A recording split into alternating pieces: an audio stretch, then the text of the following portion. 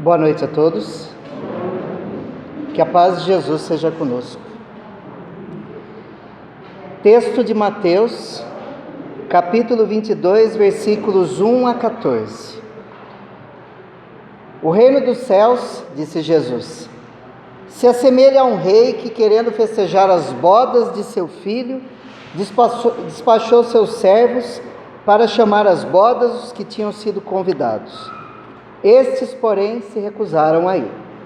O rei despachou outros servos com a ordem de dizer da sua parte aos convidados: preparei meu jantar, mandei matar os meus bois e todos os meus cevados. Tudo está pronto, vinde às bodas. Eles, porém, sem se incomodarem com isso, lá se foram, um para a sua casa de campo, outro para o seu negócio. Os outros pegaram dos servos e os mataram, depois de os haverem feito muitos ultrajes. Sabendo disso, o rei se tomou de cólera e, mandando contra eles seus exércitos, exterminou os assassinos e lhes queimou a cidade. Então disse a seus servos: o festim das bodas está inteiramente preparado, mas os que para ele foram chamados não eram dignos. E depois das encruzilhadas, e chamai para as bodas todos quanto encontrardes.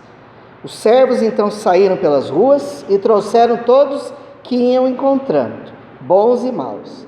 A sala das bodas se encheu de pessoas que se puseram à mesa. Entrou em seguida o rei para ver os que estavam, e dando com um homem que não vestia a túnica nupcial, lhe disse: meu amigo, como entraste aqui sem a túnica nupcial? O homem guardou silêncio.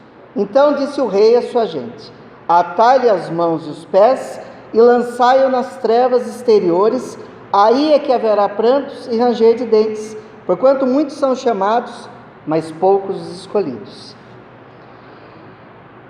Essa parábola de Jesus, nós poderíamos eu denominei essa palestra como o convite divino.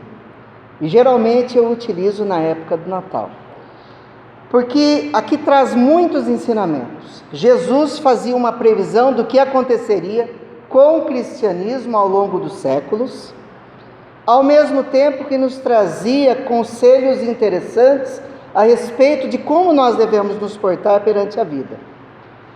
É interessante que toda vez que Jesus se refere ao reino dos céus, ele se refere como uma festa, como um casamento, que é tudo um local de alegria e felicidade, para demonstrar que o reino dos céus é um local de felicidade, que a morte não é o fim. E quando nós partimos ao mundo espiritual, quando o reino dos céus fazer parte do nosso íntimo, nós voltarmos à nossa pátria original, não vai ser um local de infelicidade, mas um local de felicidade, de alegria, de festa. Porque se aqueles que aqui ficam se entristecem pela partida, os que lá nos recebem estão em festa. E quanto melhor você foi aqui, mais ainda o céu, entre aspas, estará em festas.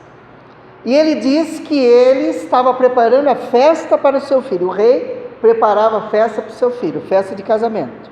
O rei é Deus. O filho, o príncipe, é Jesus. A festa de casamento era o casamento de Jesus à terra. Porque ele, como governador planetário, ele projetou o orbe terreno. Ele foi o idealizador do projeto Terra, junto com os escultores celestiais. Tanto que Jesus é chamado por Platão como demiurgo.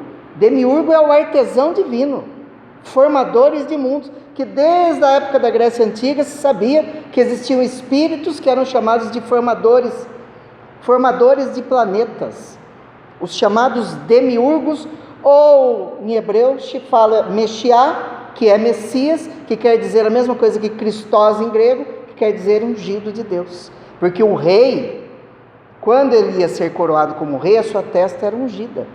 Por isso que Jesus é chamado de Christos ou Messias de Meshiá, porque ele é ungido, porque ele é o rei dos reis. Mas a festa era para ele, porque depois dele ter preparado o terreno com povos tão evoluídos, mesopotâmicos, egípcios, gregos, gauleses, tantos seres fantásticos, era o momento dele vir à terra. Quantos não vieram antes dele Buda, Krishna,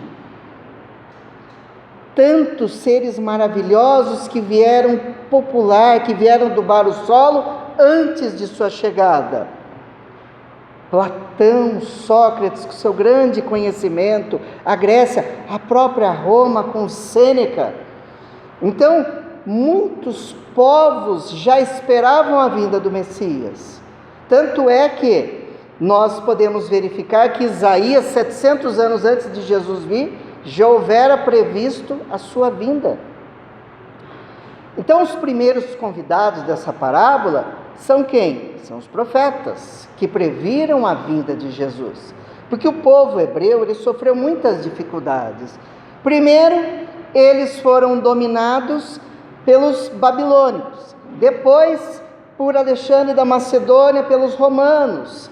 Então, aí os hebreus sofreram a chamada diáspora. Eles tiveram que se dispersar pelo mundo afora. Fora quando os egípcios os dominaram e eles sofreram atrocidades, porque no primeiro momento eles foram para trabalhar para o povo egípcio, para o faraó. Depois, com a mudança de poder, eles foram aprisionados.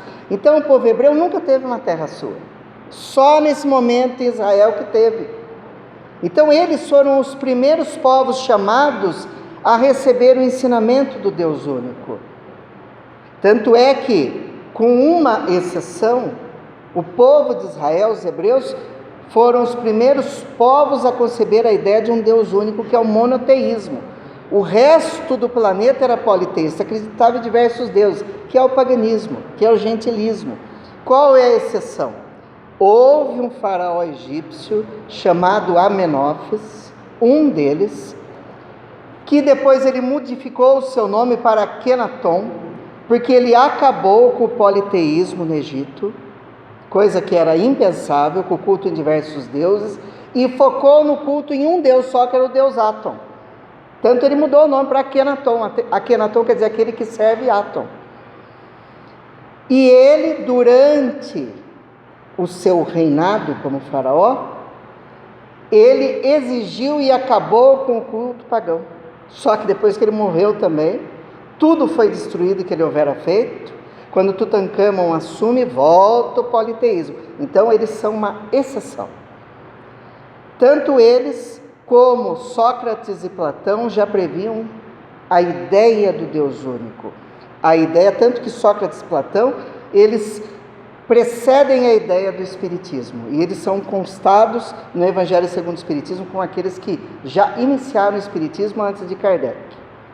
Os precursores da doutrina. Mas os convidados da parábola são os profetas.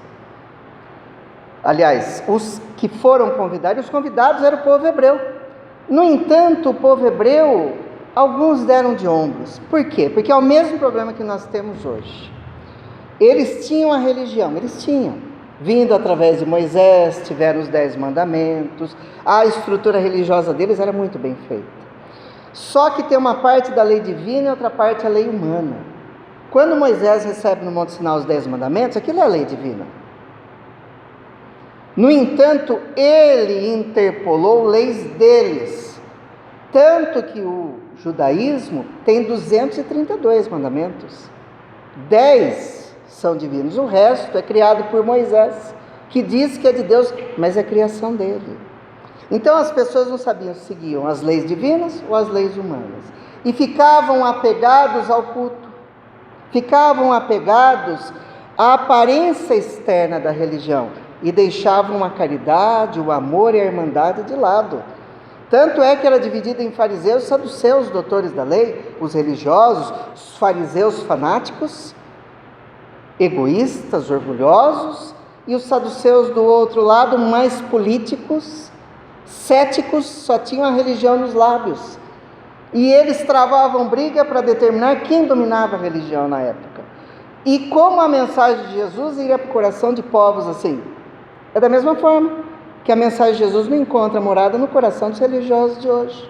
Porque eles se preocupam mais com o culto, se preocupam mais em seguir esse ou aquele dogma do que em fazer o amor acontecer, do que verificar os outros como irmãos. Então eles se negaram ao casamento divino. Qual era o casamento? Abrir mão das bobagens, daquilo que não serve para a sua religiosidade, porque a religião não serve para ter uma religiosidade. A religião vem do latim religar, quer dizer religação. Mas a religião, ela não é a única. Ela tem que nos dar um norte. Se ela nos separa dos outros, se ela nos dá preconceito, se ela nos faz ser homicidas, e se ela nos faz ser cruéis, então não é de Deus. Não é algo libertador. É isso que a gente precisa entender. Porque tudo aquilo que vem de Deus é libertador, é engrandecedor, é justo e é amoroso. Por isso nós temos que ter as nossas convicções baseadas em raciocínio, na fé raciocinada. Então o que acontece?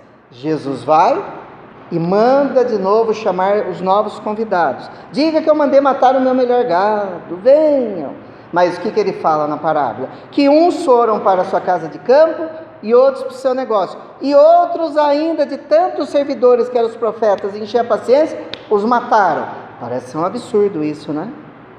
De fato, uns foram para os seus negócios. Foram. Como até hoje se preocupam mais em ganhar dinheiro, em ter do que em ser. E quando você se apega ao reino de Mamon, que é o reino da riqueza, não que você é impedido de ter riqueza, mas qual o caminho que você vai seguir para ter os seus bens? Você vai ter espaço para Deus? Você vai ter espaço para a sua família? Por isso que Jesus asseverava: buscar o reino de Deus e sua glória, e o resto vos será acrescentado. Aqueles que preferiram os seus negócios são aqueles que buscam o ter, ou seja, buscam o resto, para depois, se sobrar um tempinho, vai pensar na família, vai pensar em Deus, vai pensar em fazer o bem ao próximo, que é o trabalho voluntário, que é o ato necessário para que você seja agente, que nós estamos na terra para progredir, não para ficar ganhando dinheiro. Mas até hoje não entenderam, nós estamos no século 21. Outros foram para a sua casa de campo, outros foram se divertir, ficar na rede. Para que vir no centro espírita? Para que ir no templo? Para que ir na igreja? Vamos ficar lá, Deus vai prover.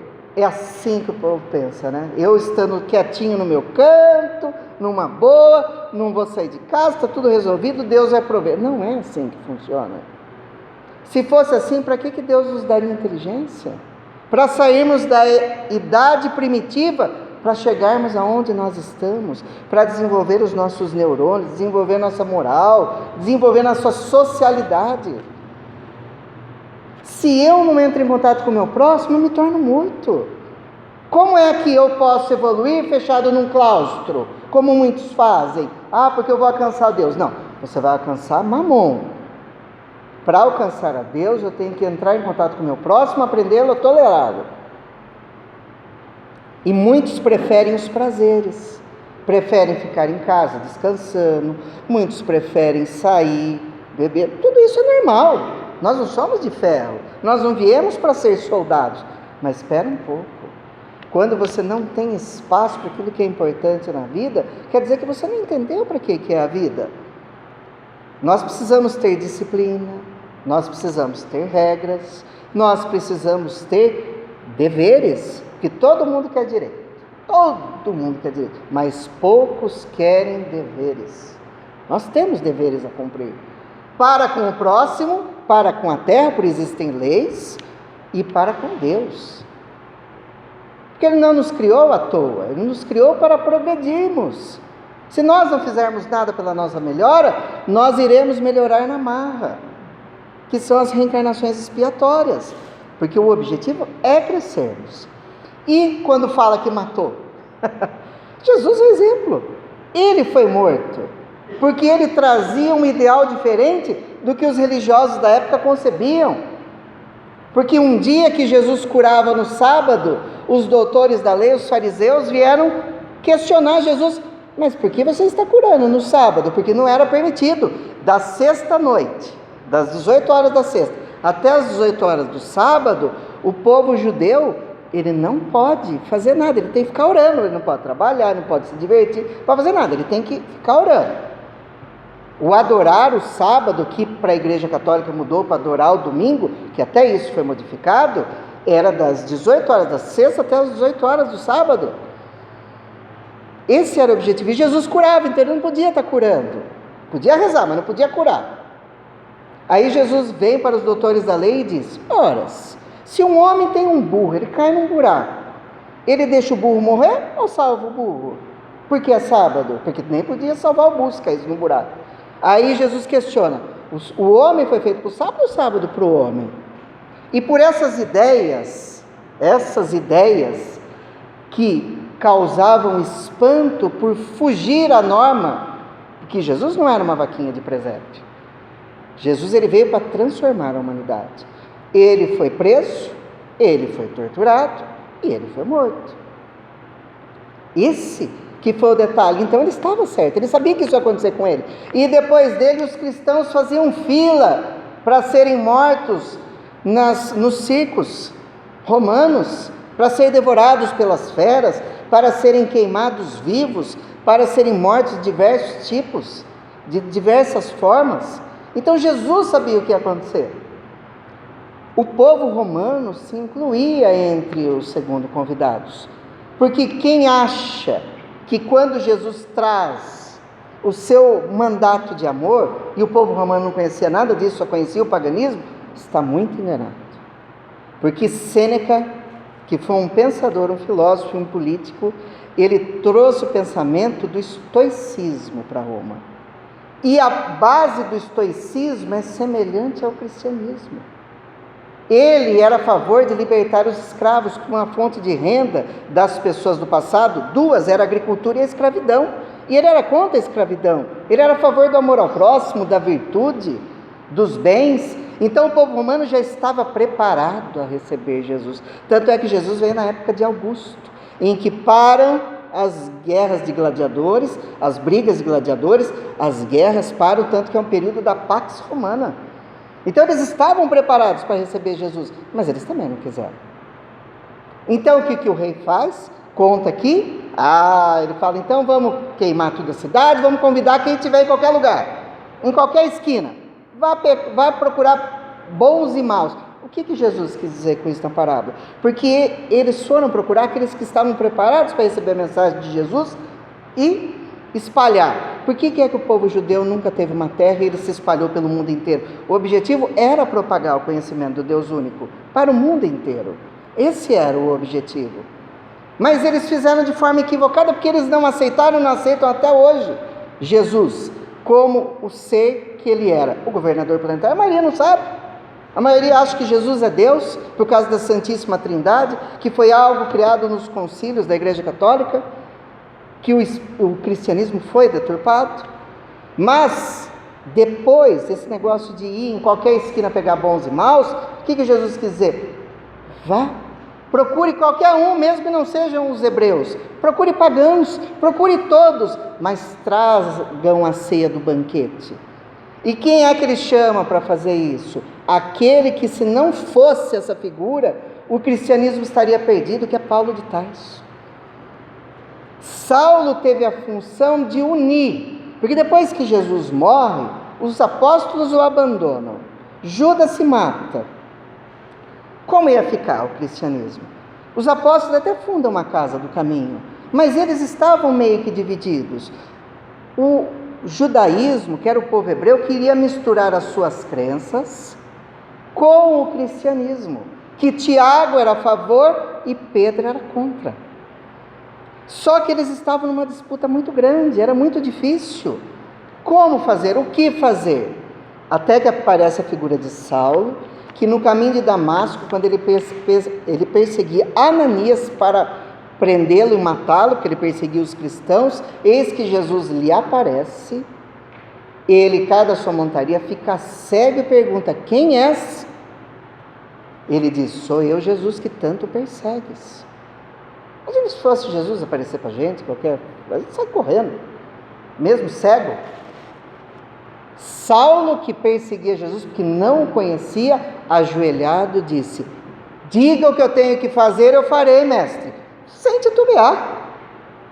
Quantas vezes Jesus vem nos visitar no nosso lar, quando nós fazemos o Evangelho, a gente lembra, aquela meia hora que é uma dificuldade para lembrar, para fazer, e a gente não recebe Jesus assim?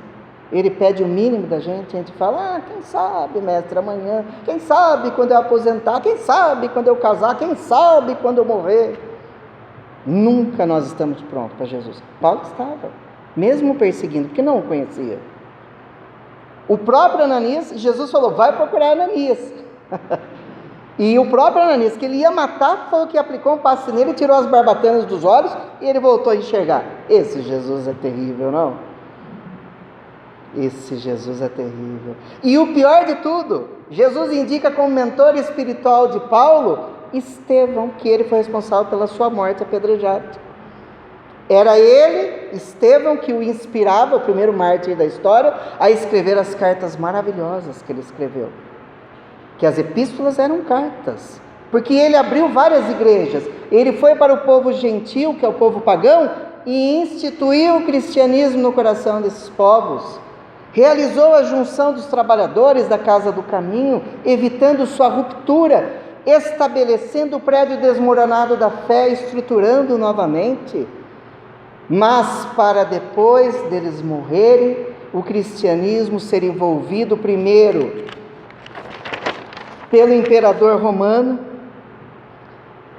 No Édito de Milão, Constantino se apaixona pelo Jesus, pelo cristianismo, e permite que o cristianismo se propague sem morte, sem perseguições.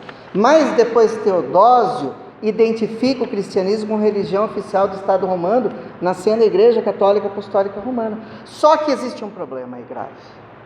Diz que o paganismo é extinguido, não é verdade. O que ocorre, os romanos adoravam o sincretismo religioso. Eles nunca tinham uma religião pura. Eles tinham seus deuses romanos. Quando eles conheceram a Grécia, ao invadir a Grécia e aprisionar os gregos, eles misturaram seus deuses com os deuses gregos, fazendo um sincretismo. Sincretismo é a mistura de uma crença com a outra. E quando Teodósio e Constantino conhecem o cristianismo, eles misturam o paganismo com o cristianismo.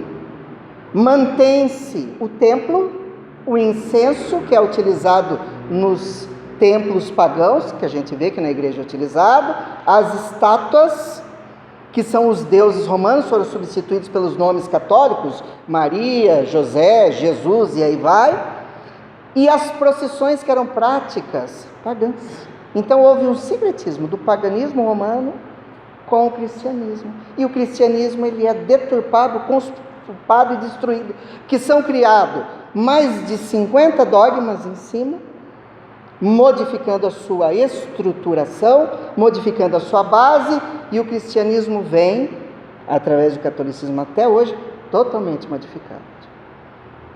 Com as pessoas se preocupando mais com o culto externo do que com a profundidade dos ensinamentos de Jesus.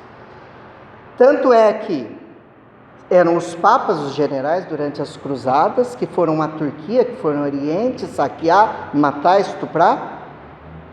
Foram 8 as cruzadas, e como se não bastasse, algum século depois, nasce a Inquisição, em que os padres matavam aqueles que não eram católicos, principalmente os rignotes, que eram os protestantes, para infundir o conhecimento. Nesse meio tempo nasce Francisco de Assis, para trazer que eles estavam errados, que eles estavam seguindo por caminhos errados, que era preciso seguir por um caminho melhor, que sai de uma matança e vai para outra.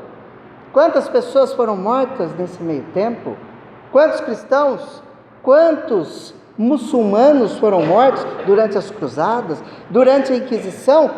Diz que foi 25 mil pessoas que morreram. Imagina, só na noite de São Bartolomeu, na França, morreram 5 mil pessoas. E dizem que foram mais que morreram. Mais de 5 mil foram. Como que 25 mil durante 800 anos de Inquisição, que foi a época das trevas? Tanto é que a religião começa a dominar e impedir a ciência de se desenvolver. Tratamento para depressão foi impedido porque a pessoa que vivia triste era contrária a Deus. Então ela não podia ser triste, ela era aprisionada, ela sofria tortura porque ela estava do lado do demônio, não estava do lado de Deus. Então os europeus iam para o Oriente Médio para ser tratado pelos muçulmanos, a depressão. Então ficou lá 700 anos sem poder desenvolver o conhecimento do cérebro e tratar a depressão, porque a depressão era coisa do demônio, chamava melancolia. Não podia saber que a Terra não era o centro do mundo, que é a teoria heliocêntrica de Galileu Galilei. Ele foi ameaçado de morte, ele teve que negar, para depois Nicolau Copérnico vir trazer essa teoria, que é a Terra que gira ao redor do Sol e ao redor da Terra gira a Lua. Grande coisa, porque existe um universo Existem planetas, galáxias, mas não podia falar isso, porque na Bíblia não falava, então ninguém podia falar. A Bíblia é a história de um povo.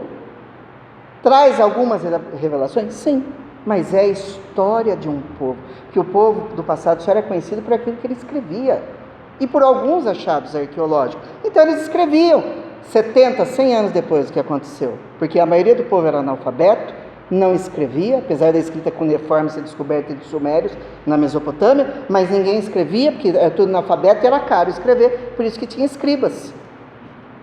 Então era complicada a situação. Então a Bíblia é a história do povo hebreu, com revelações. O Evangelho traz o conhecimento de Jesus que mudou a época da humanidade. Mas quantas interposições foram feitas? Quantas misturas no concílio foram miscigenados aí no meio para dar aso aos dogmas, perdendo a profundidade do ensinamento de Jesus. Até que vem o iluminismo no século XVIII, na Europa, enterra a religião para que a ciência possa crescer, mas também, como que faz? Não vai ter Deus, porque daí enterraram Deus, como que fica? A ciência vem despontar, mas era necessário que isso acontecesse, porque o Deus que eles pregavam era um Deus maléfico, vingativo, que se vingava dos seus filhos até a 4ª geração. Vem o iluminismo, nascem os homens de ciência, até que um homem desses de ciências, um pedagogo, ele decide, depois de conhecer as mesas girantes da reunião da família Baudin, trazer à tona um questionário de 500 e poucas questões, para depois virar de 1019 questões, trazendo à tona o livro dos Espíritos. Esse homem chamava Hippolyte Léon Denis Rivail, pedagogo importante da França, que foi conhecido pelo mundo como Allan Kardec, que traz o cristianismo primitivo e redivivo, sem as interpolações. Que quando ele se preocupa em falar de Jesus no Evangelho segundo o Espiritismo, ele não se importa em falar como Jesus nasceu, quem era o pai, quem era a mãe, se ele era alto, se ele era baixo, nada disso. A importância dele é trazer os ensinamentos morais, tanto que o Evangelho segundo o Espiritismo é baseado no Sermão da Montanha, que é a obra de arte mais fantástica que Jesus traz à Terra, que traz o código de ética divina e moral para o universo inteiro. Quem lê o Sermão da Montanha e quem lê o Evangelho segundo o Espiritismo vai ver que está lendo a mesma coisa, porque o código de ética dos espíritas está baseado no Sermão da Montanha, haja visto o mentor do Espiritismo, o guia do Espiritismo, ser Jesus. Por isso que quando se aproxima o Natal de Jesus, nós temos que ter essa grandeza, esse entendimento, que o Natal de Jesus deve ser realizado com amor, que ele veio à Terra como guia e modelo da humanidade. Que as festas são importantes? São importantes. Que é uma forma daquele povo que viveu separado o ano inteiro socializar, comer junto, voltar a se ver. Quantos que não se vê o ano inteiro? Ou se vê em velório, ou se vê no Natal. É pouco, mas está bom, pelo menos já se vê. É o momento de você lembrar de Jesus, mas até isso a gente estraga. As ruas abarrotadas de pessoas fazendo compras. Nós muitas vezes esquecemos de Jesus para lembrar do Papai Noel. Substituímos um Deus por um outro, porque é tudo mitologia, é tudo mito. E nós nos preocupamos mais com o comer do que com o fazer. Enquanto nosso irmão morre a bica do desespero nas esquinas, nós jogamos comida fora. Antes de nós abocanharmos a carne tenra do peru e estourar a champanhe, nós precisamos verificar quanto bem nós estamos fazendo. Que o Natal mostre para nós que Jesus não formou a terra à toa, que não nos colocou aqui à toa, que nós devemos fazer a diferença ano após ano, dia após dia, que nós devemos honrar a presença de Jesus amando o nosso próximo, mas pelo menos que esse amor comece no seio da nossa família, tolerando aqueles que vieram para resgatar as dívidas junto com a nossa, e resgatando juntos, para aprendermos a nos amar, para frequentarmos núcleos religiosos para aprender, porque sem o aprendizado a gente não vai sair das reencarnações expiatórias, do sofrimento e das dívidas, e que se nós não mudarmos, o mundo vai continuar esse vale de lágrimas, que já melhorou muito, mas está muito longe ainda. Quando nós nos preocuparmos mais em ser do que em ter, perguntarmos: E abrimos espaço da nossa casa para Jesus. Por isso que eu separei só um poeminha, duas estrofes de Carmen Sinira por Chico Xavier, que diz o seguinte: Natal, o mundo é todo um lar festivo, claros guizos no ar vibram em bando, e Jesus continua procurando a humilde manjedoura do amor vivo. Natal, eis a divina redenção, regozija-te, canta renovado, mas não negues ao mestre desprezado a estalagem do próprio coração. Não vamos negar, vamos amar. Antes de fazermos as nossas festas, vamos fazer evangelho, vamos fazer uma prece em homenagem a Jesus. Depois a gente se embriaga, come até morrer, mas vamos lembrar de Jesus e viver na sua seara para o resto de nossas vidas. Esse é o grande objetivo. Muito obrigado a todos. Deus abençoe.